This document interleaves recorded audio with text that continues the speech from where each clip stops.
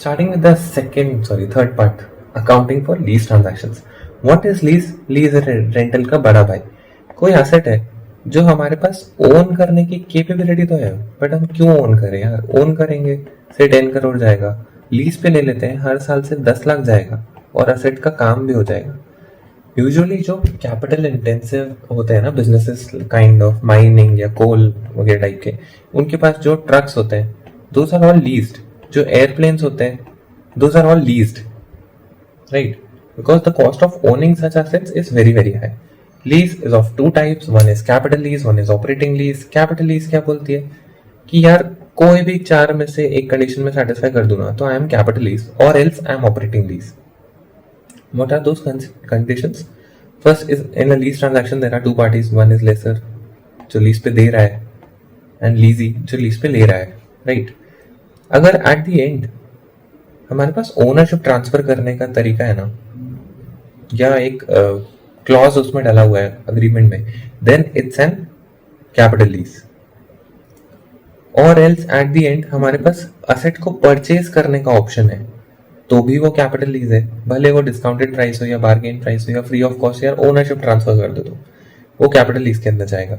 अगर lease term 75% of the useful life of asset से ज्यादा है या इक्वल भी है तो भी हमारे पास काइंड ऑफ ओनरशिप तो आ गई.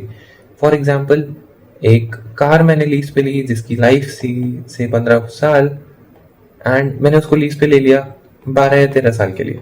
तो मैं यार ओनर बोलेगा कि तुम ही रख लो ना कार, 2 साल बचे हैं वो उसमें तुम वापस कर दोगे, उसमें उस एसेट की वैल्यू कितनी बचेगी, उसकी कंडीशन कैसी होगी, तो मैं क्या करूंगा उसका. तो do one thing, eight the end of 12th या 13th ईयर तुम उस एसेट को ओन कर लो, या तुमने 75 ईयर्स तो ऑक्यूपाई कर ही लिया उसकी लाइफ के, तो तुम ही रख लो एसेट. तो it is a kind of capital lease.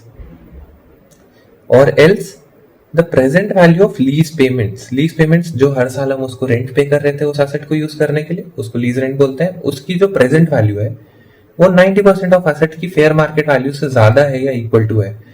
बोलेगा यार 10 लाख की गाड़ी थी, 9 लाख बनता है, तो मुझे हर साल दोगे से 1.2 फॉर 8 ईयर्स, 8 या 9 ईयर्स मान लेते हैं. तो यहाँ पे वो ईयर वाला क्लॉज तो हो गया, लेकिन 1.2 लाख फॉर 9 ईयर्स उसका प्रेजेंट वैल्यू कैलकुलेट करेंगे तो क्लोज टू 9 या स्लाइटली अबव 9 आ जाएगा. तो वो बोलेगा कि हो गया ना, तुमने 90% उसकी वैल्यू तो पे कर ही दी, तो ओन भी कर लो, उसको रिकॉग्नाइज कर लो as a capital asset, capital lease sorry. And operating जो भी इन सबको फुलफिल नहीं कर पाया या जो 12 महीने या अकाउंटिंग पीरियड से भी कम का है, all that goes under operating lease. But हमें इतना करने की जरूरत ही क्या है? कैपिटल लीज और ऑपरेटिंग लीज में डिफरेंशिएट क्यों किया हमने? क्योंकि कैपिटल लीज तुमको बोलता है कि you are deemed to be owner, whatever benefits एक ओनर को मिलते हैं तुम्हें मिलेंगे, तुम उस पर डिप्रिसिएशन चार्ज कर सकते हो, और जो अपना इंटरेस्ट का खर्चा है वो तो तुम दे ही रहे हो लीज पे. Main is depreciation, because depreciation से ही आपकी ओनरशिप का टाइटल क्लियर होता है. क्योंकि डिप्रिसिएशन कौन चार्ज कर सकता है? Always an owner, never a user. तो in case of capital lease हमारे पास डिप्रिसिएशन चार्ज करने का राइट आ जाता है, ऑपरेटिंग में हमारे पास वो राइट नहीं आता है. तो एक कैपिटल लीजी की बुक्स कैसी दिखेंगी? इनकम स्टेटमेंट की बात करें तो उसमें एक लीज रेंट का खर्चा एज इट इज जो उसको देना है, प्लस डिप्रिसिएशन का खर्चा, उसका प्रॉफिट कुछ कुछ आएगा. और मेजर ट्रीटमेंट होता है बैलेंस शीट में कि जो लीज एसेट हमने लिया है ना उसकी प्रेजेंट वैल्यू को हम डीम्ड टू बी एसेट दिखाएंगे और उसकी प्रेजेंट वैल्यू को हम डीम्ड टू बी लायबिलिटी भी दिखाएंगे, क्योंकि उतना लायबिलिटी हमको ड्यूरिंग द टेन्योर पे करना है, उसमें से ये लीज रेंट माइनस होता जाएगा तो यहाँ पे वैल्यू रिडक्शन होता जाएगा, एंड वैल्यू ऑफ एसेट्स में से डिप्रिसिएशन माइनस होता जाएगा तो ये भी वैल्यू डाउन होता जाएगा और अल्टीमेटली वाइप ऑफ हो जाएगा हमारी बुक्स में से. पर ऑपरेटिंग के केस में हम ऐसा कुछ भी नहीं कर सकते. ऑपरेटिंग के केस में आप सिर्फ एक सिंपल लीज रेंट की एंट्री पास कर सकते हो कि वो आपका खर्चा है तो इनकम स्टेटमेंट पे इम्पैक्ट डालेगा and no impact will be there on the balance sheet. Depreciation नहीं चार्ज कर सकते क्योंकि आप ओनर नहीं हो. ओके, एजुकेशन वाइज लाइक जो हमें पढ़ा है and accounting standard wise there is a huge gap in understanding, because operating lease जैसा कुछ कॉन्सेप्ट अब एग्जिस्ट नहीं करता है या गवर्नमेंट उसको वाइप ऑफ करने की उसमें, because operating lease doesn't give a fix clear picture. क्योंकि हर एसेट यूजुअली कोई शॉर्ट टर्म के लिए एसेट लीज पे नहीं लेता, रेंट पे लेता है. Rent expenses okay, but when you से लीज, लीज का कॉन्सेप्ट इसलिए आता है क्योंकि आपको डीम्ड ओनर बनाया जा सके। डीम्ड ओनर वो होता है जो कि एक्चुअल में नहीं है बट मान लिया है कि आप ओनर हो, राइट। तो ऑपरेटिंग लीज जैसा कुछ नहीं होता, हर लीज का ट्रांसफर, ट्रांजैक्शन या रिकॉर्डिंग फाइनेंशियल लीज या कैपिटल लीज की तरह करना है। But for our exam purpose हमें ऑपरेटिंग और कैपिटल को अलग अलग लेना है। And whenever the question comes, first check for any of these 4 conditions. अगर इनमें से कुछ भी हो रहा है then go for capital lease का प्रोसेस और else go for the operating वाला पार्ट। इसके भी डुअल एस्पेक्ट सोचने का ट्राई करें। तो कैपिटल लीज हमने ले रखा है, हम उस पर डेप्रिसिएशन चार्ज करेंगे, हमारा प्रॉफिट कम होगा, लायबिलिटी साइड पे इंपैक्ट पड़ेगा। लेकिन ये तो एक कॉन्ट्रा असेट भी है, डेप्रिसिएशन या एसेट की वैल्यू को कम करेगा, असेट साइड भी सेम फिगर से डाउन हो जाएगा। इंटरेस्ट हमने पे किया, प्रॉफिट कम होगा, liability side zero like down होगा। एंड जो भी हमने इंटरेस्ट पे किया उसमें से कुछ इंपैक्ट तो कैश बैलेंस में से भी आएगा क्योंकि कैश में ही पे करेंगे, तो असेट साइड भी डाउन हो जाएगा। And ultimately there is a match. Okay, slight issue can be there in calculation of this present value. Present value of leased asset कैसे calculate कर सकते हैं? Assuming a rate of 10%, हम हर साल 5 साल तक 10,000 रुपीज दे रहे हैं, उसकी प्रेजेंट वैल्यू कितनी होगी? प्रेजेंट वैल्यू 2 तरीके से कैलकुलेट हो सकती है, एक eight the end of year और एक at the beginning of year. Present value eight the and नहीं है, ये जो पेमेंट है ना ये हम ईयर एंड पे कर रहे हैं, हम फर्स्ट ईयर के एंड में पे करेंगे, हम 31 मार्च को 10,000 पे करेंगे and we are standing at 1 April. So जो 10,000 rupees 31 March of next year पे है उसको भी तो आज पुल बैक करना पड़ेगा, तो उस पर भी 10% का रेट लगेगा एंड हम उसको पुल बैक करेंगे। Similarly for next 2, 3, 4 and 5 years. But at the beginning मैं बोल रहा हूँ कि मैं आज ही एक एसेट लीज पे ले रहा हूँ और आज ही उसका फर्स्ट इंस्टॉलमेंट पे कर रहा हूँ, तो ये 10,000 आज ही तो जा रहा है, तो इसमें हमको 1 ईयर का रेट लगाने की या 1 ईयर पे डिस्काउंटिंग करने की जरूरत थोड़ी है। तो हम जो डिस्काउंटिंग करेंगे वो नेक्स्ट ईयर की करेंगे, नेक्स्ट ईयर से 1 ईयर पुल बैक, फिर 2 ईयर, फिर 3 year and 4 year pull back. ये भी कंडीशन क्वेश्चन में गिवन होती है कि when you are beginning the payment of this lease rent, this is lease rent, उसके हिसाब से बिगिनिंग या एंड का कॉन्सेप्ट लगा सकते हैं एंड वैल्यू में डिफरेंशिएट आता है, right. Okay, so lease was इतना ही। Then we have asset revaluation. Asset revaluation is accounting for PP, not accounting for depreciation. शायद second part में I said something wrong. तो asset revaluation की बात करें तो हमारे पास 3 तरीके हैं। पहले तो asset का revaluation करना ही क्यों है? Asset का revaluation इसलिए करना है ताकि हमें better picture मिल सके economic reality की। लेकिन एक conservatism वाला भी तो principle था कि low को anticipate करो, high को मत करो, right? तो यहाँ पे भी वैसा ही कुछ कुछ होता है कि हम लो को तो रिकॉर्ड करते हैं बट हाई को हम बुक्स ऑफ अकाउंट्स में या प्रॉफिट में इंपैक्ट डालने नहीं देते। So what we have 3 methods. इसमें से सबसे ज्यादा कंजर्वेटिव होता है हमारा कॉस्ट मेथड। कॉस्ट मेथड बोलता है कि always record anything at cost, do not anticipate कि कुछ भी तरीके का अपवर्ड रिवैल्यूएशन पॉसिबल है। एक्सपेक्ट कि सिर्फ और सिर्फ डिप्रिसिएशन हो सकता है या तो परमानेंट डिसेबिलिटी या इम्पेयरमेंट हो सकता है, सिर्फ उतना ही। Downfall adjustment is allowed, no upward revaluation is possible. Fair value method बोलता है कि यार मेरे को ना तुम सिर्फ इन्वेस्टमेंट्स के लिए यूज करना, because investments are marked to market, मतलब इनकी वैल्यू हर थोड़ी देर में चेंज होती है, हर डे चेंज होती है, हर आवर चेंज होती है, the frequency of change is very high. And इसको भी अगर हम सिर्फ कॉस्ट पे ही रिकॉर्ड करें तो कुछ भी इकोनॉमिक रियलिटी हमको बैलेंस शीट से पता नहीं चलेगी। तो ये बोलता है कि इन्वेस्टमेंट्स के लिए यूज करो, जो भी अप या डाउन गेन है उसको इंस्टेंटली प्रॉफिट एंड लॉस में रिफ्लेक्ट होने दो, right. And the last method is revaluation method. Revaluation बोलता है कि अप एंड डाउन का तो तुम मुझे कंसिडर करोगे पर इसका जो इम्पैक्ट है ना वो P&L पे मत जाने दो। इंस्टेड जैसा तुमने प्रोविजन क्रिएट किया था for debtors, create a similar kind of revaluation reserve for this movement, and whatever transactions you have to make it through this revaluation reserve. अगर अप हो रहा है तो रिवैल्यूएशन रिजर्व बढ़ेगा, डाउन हो रहा है तो इसी में से कैंसिल होगा, प्रॉफिट एंड लॉस पे इंपैक्ट नहीं आएगा। अब इसमें अच्छी चीज ये है कि हम असेट का वैल्यू इंक्रीज होना भी रिकॉर्ड कर सकते हैं, तो इकोनॉमिक रियलिटी रिफ्लेक्ट तो होगी। इंक्रीज को हम कहाँ रिफ्लेक्ट करेंगे? रिवैल्यूएशन रिजर्व में, एंड ताकि गेन्स पे कोई इंपैक्ट ना आए लेकिन बुक्स में पिक्चर भी रिफ्लेक्ट हो जाए। अगर यही एसेट की वैल्यू कम हो गई और रिवैल्यूएशन रिजर्व है, से we have a revaluation reserve of 100 and value goes down. Value goes down is different from depreciation. Depreciation is a periodic kharcha, non-cash, whereas decrease in value is actually happening. Cash जा नहीं रहा है, cash तो तब जाएगा जब हम asset को बेचेंगे, बट प्रैक्टिकली उसकी वैल्यू रिड्यूस हो चुकी है. तो अगर हमारे पास आरआर था 100 का और वैल्यू डाउन हो गई से 20 से, तब तो ठीक है, आरआर बचा हुआ है. बट व्हाट इफ ये वैल्यू 120 से डाउन हो गई, तब हमारे पास एसेट नहीं होगा एंड 20 का ओवर डाउनटर्न आ गया. तो ये बोलता है कि उस अमाउंट को प्रॉफिट एंड लॉस में रिकॉर्ड करो.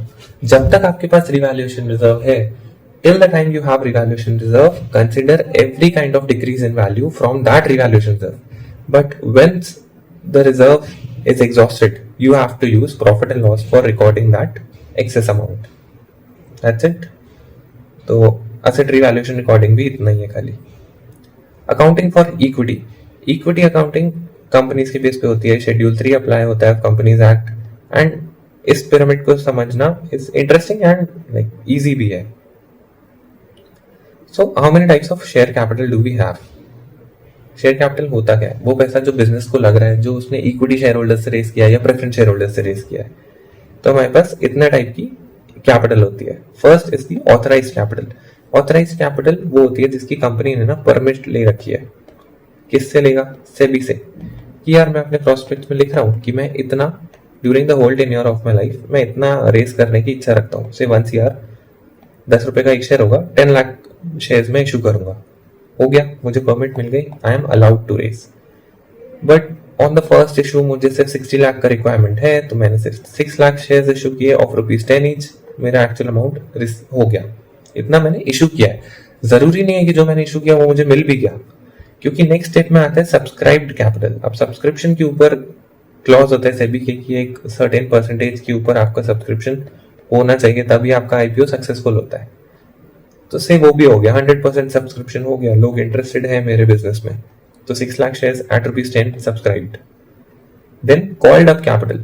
कॉल्ड अप से मैंने बोला था यार 10 रुपए का एक शेयर है, बट अब ना मेरी कैपिटल रिक्वायरमेंट और कम हो गई है, but I have already issued 6 lakh shares. So what I can do, instead of calling 10 rupees on each share, I will call ₹8 on each share, so that मेरा कैपिटल रिक्वायरमेंट भी पूरा हो गया और मेरे पास बफर बचा भी हुआ है. तो इन फ्यूचर अगर मुझे फंडिंग की रिक्वायरमेंट होगी तो मैं सबसे पहले जाऊंगा अनकॉल्ड अप कैपिटल के पास, जहां पे मेरे 12 लाख रुपए अभी भी ड्यू है, क्योंकि whoever has subscribed for my shares told me कि I am ready to pay you 10 rupees for each share, but we are currently asking for ₹8 only, so ₹2 का बफर मेरे पास अभी भी है. एंड इसमें भी एक माइनर शेयर जाता है पेड अप कैपिटल. अब paid up capital is not in our control, हमारा इंटरेस्ट सिर्फ यहीं तक था. Called up capital, paid up होता है जो हमें एक्चुअल में अमाउंट रिसीव्ड हुआ है. या मैंने कॉल तो किया था 8 रुपीज, बट सिर्फ 6 ही मिला, तो ₹2 अभी भी पेंडिंग है, तो ये मेरे लिए ड्यू हो जाता है. पेड अप कैपिटल एंड इसका जो अनपेड पार्ट है that is called the unpaid up capital. Unpaid capital which I am yet to received. I have called but I am not received. So that is called but not received. ये सिर्फ understanding के लिए, testable इसमें से कुछ भी नहीं है. ओके, तो शेयर कैपिटल का डिस्कशन करना ही क्यों है? क्योंकि शेयर कैपिटल से रिलेटेड ट्रांजैक्शंस होते हैं. क्या क्या ट्रांजैक्शंस हो सकते हैं? Either the share capital will increase और the share capital will decrease. How will the share capital increase?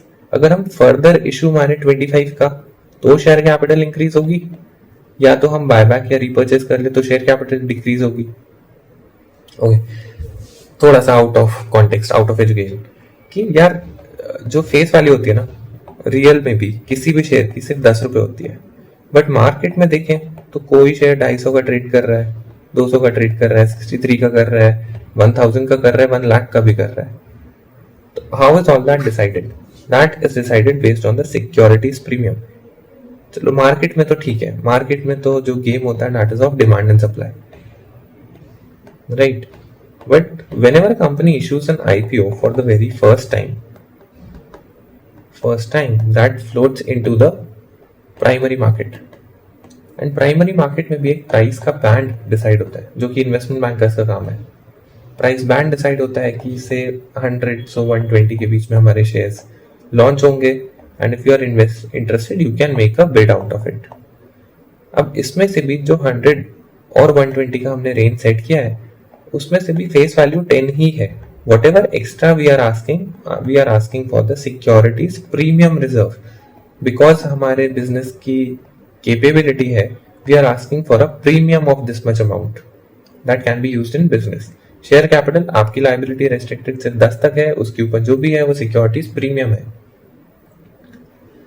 तो say we are issuing a further share capital at 25 rupees, we will get 25 rupees, but share capital में सिर्फ 100 reflect होगा, and whatever amount is over and above the face value will be considered as a part of securities premium reserve. Same goes for the share capital. Whenever you are buying back, अगर आप buy back करते क्यों? क्योंकि आपको business पे growth पे trust है, आप ज्यादा से ज्यादा इक्विटी या कॉन्सेंट्रेशन ऑफ इक्विटी अपने हाथ में रखना चाहते हो, इसलिए आप शेयर को बाय बैक करते हो कि यार it's okay, I will pay you a premium of 10 but give me my share back. I want to reduce my share capital जो कि लोगों के पास है, I want to hold it more with myself. तो जो ये premium होता है इसी को यूज किया जाता है फॉर रीपेमेंट या for extra payment in case of buy back. There are multiple types of reserves. एक जनरल रिजर्व भी होता है, एक कैपिटल रिडम्पशन रिजर्व होता है, एक सिक्योरिटीज प्रीमियम रिजर्व तो होता है. इन सब के अलग अलग पर्पस होते हैं. These are also kind of buffer जो हमने क्रिएट करके रखा है फॉर एनी अनफॉरसीन या प्रोबेबल एक्सपेंस जो फ्यूचर में आएगा. अच्छा, कौन से ऐसे ट्रांजैक्शन होते हैं जिनका कोई इम्पैक्ट नहीं होता क्योंकि इनकी कोई मॉनेटरी वैल्यू नहीं है, इनको आप रिकॉर्ड जर्नल एंट्री की फॉर्म में नहीं कर सकते. Think of stock split. अगर मेरे पास 100 शेयर थे, मैंने स्प्लिट कर दिया 1 को 2 में, तो मेरे पास 200 शेयर हो गए. यहाँ पे प्राइस 10 था, यहाँ पे प्राइस 5 हो जाएगा. यहाँ भी कैपिटल 1000 की थी, यहाँ भी कैपिटल 1000 की होगी. कोई इम्पैक्ट हुआ नहीं होता है, कोई जर्नल एंट्री नहीं है. जस्ट जो स्टेटमेंट हमने लास्ट पेज पे देखे थे उनमें चेंज होगा. से यहाँ पे 10 लाख था एट ₹10 ईच, अभी 40 लाख हो गया और उसके प्रोपोर्शन में प्राइस डिक्रीज हो गया. ये क्यों करते हैं हम? ताकि शेयर प्राइस रिड्यूस हो जाए मार्केट में ट्रांजैक्शन बढ़े और net worth of the business owners बढ़े. बिकॉज से Ambani is holding shares of Reliance, ठीक है, पर्सनली, तो उनकी नेटवर्थ कब बढ़ेगी? जब रिलायंस का शेयर प्राइस ऊपर जाएगा. शेयर प्राइस ऊपर कब जाएगा? जब उसमें ज्यादा से ज्यादा ट्रेडिंग होगी, जब उसकी डिमांड ज्यादा होगी. डिमांड किसी भी चीज की ज्यादा कब होती है? जब उसका प्राइस कम होता है. So if we reduce the price we can generate more demand, we can have more trading, the share price will go up and the net worth will go up. इसीलिए स्टॉक को स्प्लिट किया जाता है so that the share price goes down. Right. Bonus shares के बारे में बात करें तो bonus shares are something which is issued free of cost to share holders. इसके लिए कोई कैश की रिक्वायरमेंट नहीं है एंड इंटरनली फंडेड होते हैं. लाइक वी डिस्कस ना कि जनरल रिजर्व होता है, एसपीआर होता है एंड सीआरआर भी होता है. Out of this we fund the bonus shares. Entry possible है बट टेक्निकली नहीं आती है कभी भी. तो general reserve, SPR to bonus to share holders, this is just to showcase कि हमने एक ट्रांजैक्शन इनकर किया है जिसका नाम है bonus to share holders. Then bonus to share holders to share capital. Share capital increase हो गई क्योंकि बोनस मिला एंड जनरल रिजर्व से कटा तो हमारे हाथ में कुछ पैसा नहीं आया, हमने अपना ही इंटरनल रिजर्व उठा के शेयर कैपिटल के फॉर्म में डाल दिया. कुछ भी एक्सटर्नली कैश रिसीव नहीं हुआ है. यहाँ पे भी जनरल रिजर्व तो बुक्स में पहले से ही था, उसका बैलेंस रिड्यूस हो जाएगा और शेयर कैपिटल का बैलेंस इंक्रीज हो जाएगा. ये क्यों किया जाता है? क्योंकि हमें बिजनेस में ग्रोथ प्रोस्पेक्ट्स दिख रहे हैं, इसलिए हम लोगों को बोनस शेयर बांट रहे हैं. यार डिविडेंड रहने दो. डिविडेंड क्योंकि हमारे पास कैश के फॉर्म में जाएगा, डिविडेंड हमारा कैश आउटफ्लो होता है, remember cash flow statement. Instead of this आप बोनस शेयर ले लो ताकि आपको शेयर में अप्रिसिएशन मिल जाएगा इन फ्यूचर हेल्थ. एंड हमारी फाइनेंशियल हेल्थ अच्छी है या हम शेयर प्राइस को अगेन रिड्यूस करना चाहते हैं मार्केट में. क्योंकि बोनस शेयर आने से क्या होगा, जो हमारे पास 100 शेयर थे 10 रुपए के, अब वो 150 शेयर हो जाएंगे. अगेन प्राइस रिड्यूस हो जाएगा प्रोपोर्शनली, तो ट्रेडिंग बढ़ेगी, शेयर प्राइस चेंज होगा. That's it for this part. In next part we can go for the inferential things or we can deep down into the cash flow statement. Thanks.